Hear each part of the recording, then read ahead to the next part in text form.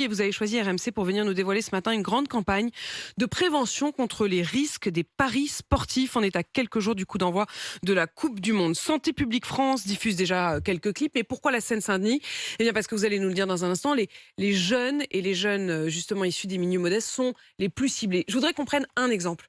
On a tous vu les pubs partout pour ces paris en ligne, pour ces paris sportifs. Ça abreuve absolument tous les réseaux sociaux, ça abreuve les télévisions, les radios, mais aussi les transports où il y a des affiches partout avec des slogans du genre: si tu veux mettre la daronne à l'abri, alors fais des paris sportifs. Vous allez retourner ce slogan, c'est bien ça, Stéphane Troussel? Bah voilà, vous avez résumé la situation. Finalement, ce mondial, c'est celui de tous les excès. Eh bien, les paris en ligne, c'est aussi ceux de tous les excès.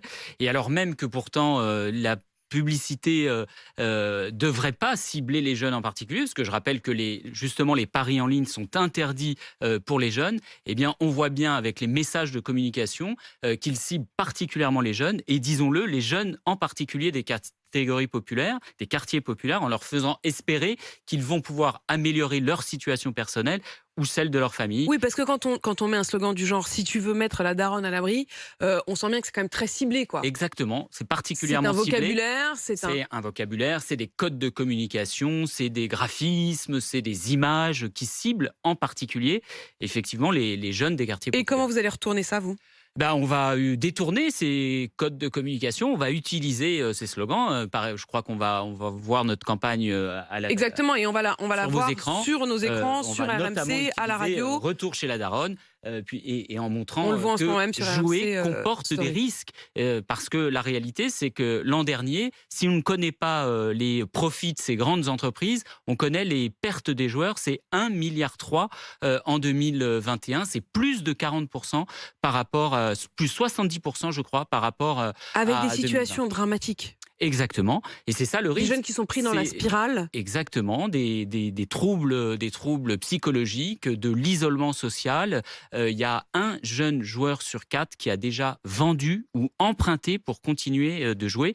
Et donc, je crois effectivement qu'il faut lancer l'alerte, et qu'il faut surtout désormais encadrer la publicité. Il ne s'agit pas Je suis d'être un dans... peu sidérée, en fait, Stéphane Troussel, que vous nous donnez le sentiment d'être assez seul dans ce combat. C'est-à-dire qu'en effet, je le disais, on est abreuvé de pubs pour ces paris en ligne, pour ces sites de paris sportifs. Et vous êtes à la tête du département de Seine-Saint-Denis, vous voyez les ravages, vous décidez du coup de prendre le taureau par les cornes et de vous y affronter. Mais ce ne serait pas le rôle aussi de l'État, de la loi? Comment on a pu laisser des telles campagnes de pub ciblées à ce point et détrousser au fond les plus jeunes et les plus modestes? Bah, vous avez raison, en tout cas peut-être parce que justement je suis à la tête d'un département comme celui de la Seine-Saint-Denis, et que je À la fois sais le plus jeune et le plus pauvre, hein. et je sais les ravages que peut faire ce type de campagne auprès des populations de la Seine-Saint-Denis et des plus jeunes. Il faut dire que c'est 10 ans de dérégulation de ce système des paris, et notamment des paris en ligne, avec l'ouverture à la concurrence.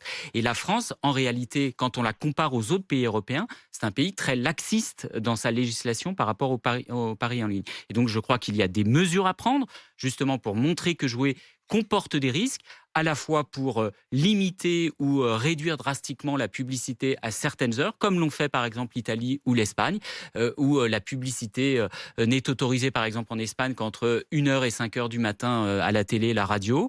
La publicité est interdite sur les réseaux sociaux ou sur Internet en Italie.